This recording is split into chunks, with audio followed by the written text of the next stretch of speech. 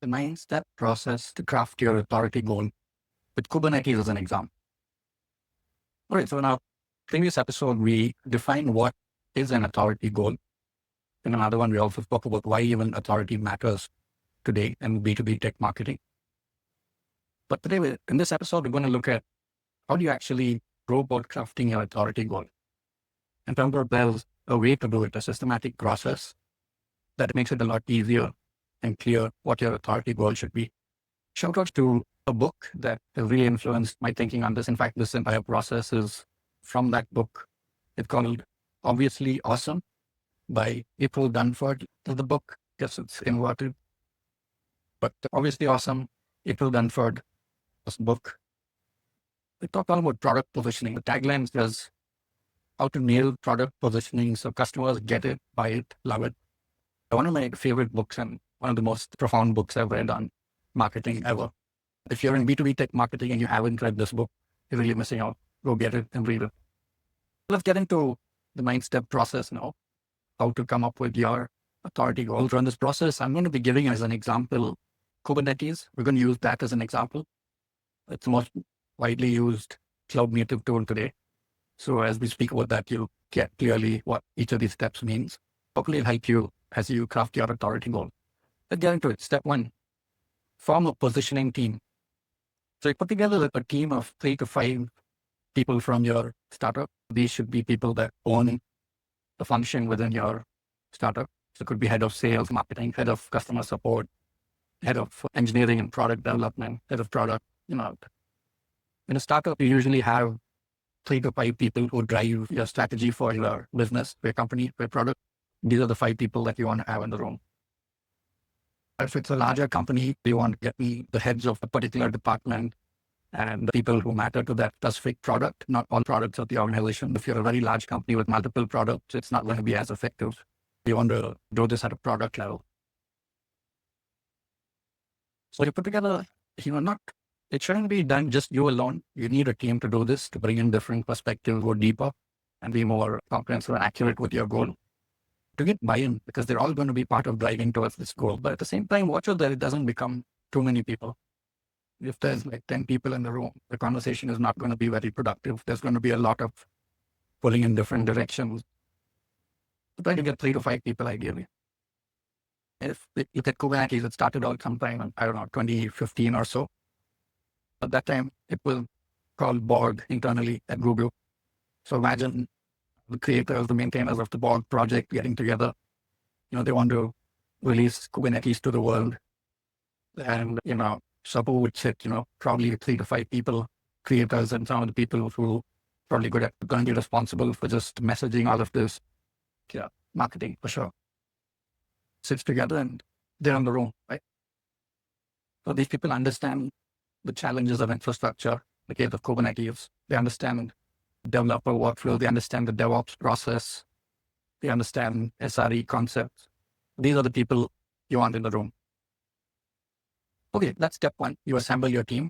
Step 2, understand the customers who love you.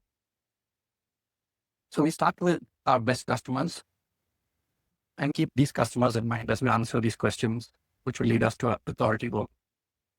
So some questions under this step are that, you would discuss with your team is, who are the happiest customers that we have? Which roles within an organization benefit the most from our product? In the case of Kubernetes, they're probably thinking the happiest customers are going to be probably mid to large size organizations that have a DevOps team already and are struggling to manage their infrastructure. Their key role would be platform engineering, SREs, DevOps. Next question, what specific value do they get? In terms of Kubernetes, the value would be automated deployments, auto scaling, and infrastructure abstraction, managing infrastructure, not at the nitty-gritty level. Better reliability, faster delivery cycle. All these are different types of value that Kubernetes gives to its users. What were these users using before Kubernetes? Things like bash scripts, homegrown orchestration tools, configuration management tools like Chef and Puppet, or even a platform like Hero. to abstracting. And so from that, they're going to migrate over to using Kubernetes. Why did they switch? What are the reasons for wanting to move from these previous generation of tools? Maybe they lacked flexibility. Maybe there was vendor lock-in. Maybe there was lack of scalability. Maybe there was no standardization. And again, so Kubernetes resolves all of these things. Think of that. Your product is, what are they coming from? And what did they miss with that? What are their pain points there? Okay, that's step 2. So we've got an understanding of who our best customers are and why they're coming to us, where are they coming from. Let's go to step 3. Identify competitive alternatives. So here we want to look at all of the competitors that your product has. You want to look at direct and indirect competitors. Sometimes a competitor could be exactly the same product as yours in the same approach, a few features give or take, a different approach, but almost the same. Sometimes you may have an indirect competitor. Let's say you're in an authorization product. You may have a competitor who's been into the authentication space, but who's also not saying, okay, we also do authorization, something like that. There may be some differences and there may be some overlap. They are your indirect competitors. Think about open source options. They are also your competitors, not just commercial ones. And then not just tools, but even approaches that compete with your product. So in your case, it could be DIY approaches. Instead of buying your product, your customers could opt to just put together a bunch of different tools and approaches internally. Ask this question: if your product didn't exist, what would your users do? Would they DIY it, go for an open source alternative? Would they go for a cheaper option? They do something totally different. So in the case of Kubernetes, their users could go for something like Docker Swarm, Maze, or one of the other orchestration tools. Another question under step 3 is, how do users describe these competitors? Maybe they're saying they're easy to start, but then they don't really have a community around them. Maybe they're easy to use, but then they just lock us in, they're very opinionated. So how do they describe, what are the good things and the negative things they say about your competitors? Okay, so step 3 then, we looked at competitors. Step 4. Now we're getting to your product itself. So we analyzed your best customers, we analyzed your competitors, now we're looking at your own product. The thing we're going to do next is talk about the unique attributes of your product, or in other words, the features. This shouldn't be too hard for you. You know your product best, its features. List the top features. Sometimes there may be some discussion about what's the priority, which features should be top, which should be left out of this list. You don't want to have an extremely long list, probably shoot for like 5 to 10 features. So in case of Kubernetes, some of the key features would be that it manages container orchestration. It's open source. It's backed by all major cloud vendors. It's extremely extensible. It's very pluggable. It doesn't lock you in. It has a huge community. And it can work on-prem, it can work in the cloud. There's so many of these features that come up as Kubernetes' main features. Now, once you have a list of these 5 to 10 features, the next step is mapping the features to benefits. So that's step 5. Step 4 was identifying unique attributes of features. Step 5 is mapping those attributes to value, or mapping those features benefits. So you got your features. This is from your product's perspective. The next step is you're going to list feature to feature. You're going to compare it and list, what does this mean for your competitor? What does feature 1 do for your competitor? For example, in case of Kubernetes, if you're saying this is open source, that's a top feature. The benefit is for the customer, it means no vendor lock-in. Or you could say Kubernetes is community-led. So what does that mean for your customer? It means there's rapid innovation and there's support. There's an ecosystem around it. You're not going to be left with a tool that's outdated, that's not evolving. So think of that. Map features with benefits. So that's step 5. You got your customers, competitors, features, benefits. Now step 3, let's determine who cares the most.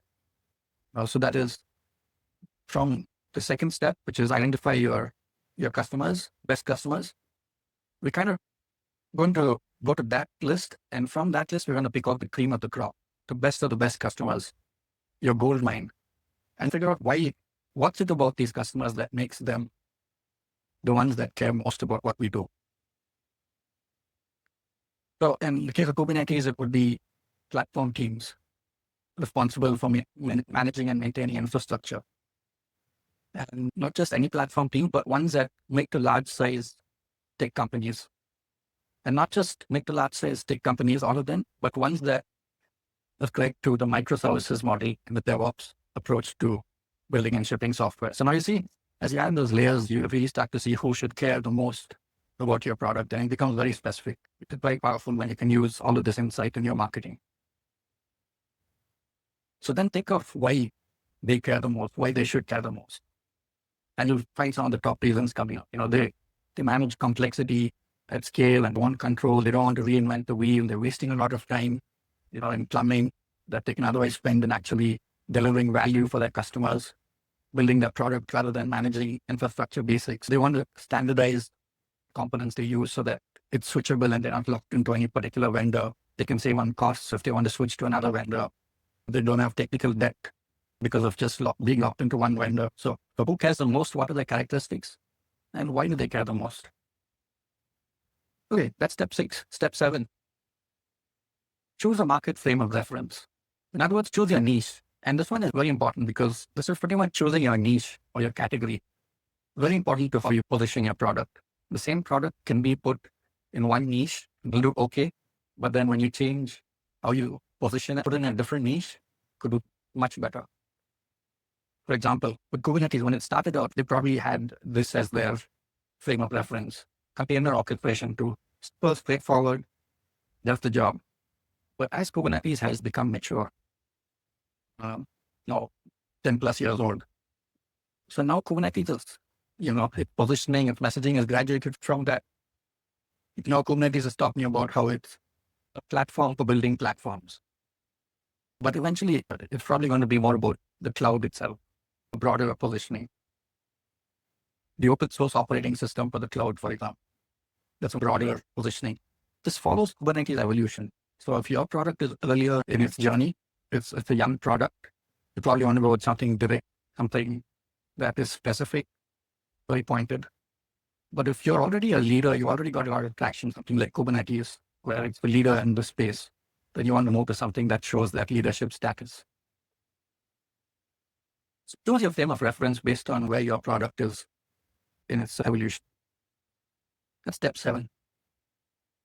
Step 8, and this is not mandatory, but it's really powerful if you can get it right. Step 8 is layer on relevant trends. And so you've got your market, you've got your product, you've figured out the product market fit.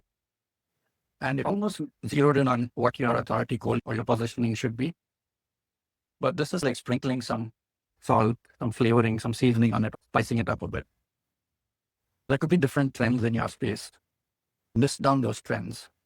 And you try to infuse one of them into this authority goal that you're coming up with. Examples of some trends that influence Kubernetes is the rise of microservices. Because microservices means it's distributed, it's more complex, it needs orchestration. The rise of multi-cloud, that as organizations don't have just one cloud platform, AWS, they're moving to other multiple cloud platforms according to their own benefits. Best of breed, right? You need something like Kubernetes to manage infrastructure that spans multiple cloud platforms. Another one is just DevOps, or the SRE culture, that it needs automation. It needs a clear pipeline. Kubernetes is good for that. So different trends that you can capitalize on, or even the term cloud native. We went from cloud computing to now cloud native. And Kubernetes is owning that space. It's the foundation for the cloud native computing ecosystem. All right, so that's step 8. You got your bunch of things. Now step 9, the last step, is when you put all of this together, all these ideas will give you a good understanding of your universe. You put all that together and come up with one sentence, or it could be 2 or 3 sentences at most. But then keep it brief for a start. You'll have different variations which are longer. To start with, preferably just 1 sentence, or 1 paragraph, and then bring it to 1 sentence. Crystallize all of your responses and discussions into this very brief authority goal. In the case of Kubernetes, for example, it could be the global standard for orchestrating containerized workloads in the cloud native era.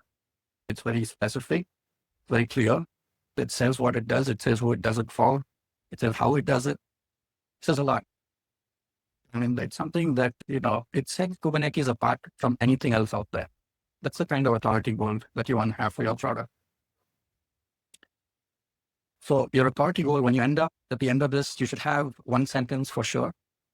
And hopefully along with that, one paragraph, one sentence, and then to explain that one sentence or to extend on it one paragraph, because you'll have a lot of ideas that you want to include. And then if you can, preferably, I would advise, have a one-pager to go into more detail and explain which are the key concepts that have affect this authority goal. What are some of the key trends that have shaped this? What's some of the context and background in which it sits? And all of this, once you have this in place, your one-liner, your one paragraph, and your one-pager authority goal, you have a really good starting point, which acts as the anchor for the rest of your marketing. So at the time of this recording, I haven't created a worksheet for this yet, but I will do that and link it in the description if you're watching this on YouTube or one of the podcast platforms. Check the description for the link and get this free worksheet that you can print out and use in your discussion with your team. Hope you found this useful. I'm Twin Taylor from writewise.com, WRITEWYZE.com. We help cloud native startups with their marketing efforts, specifically around building authority. So if you're interested in working with us to help with your marketing strategy, reach out to us. That's it for today, and I'll see you on the next episode.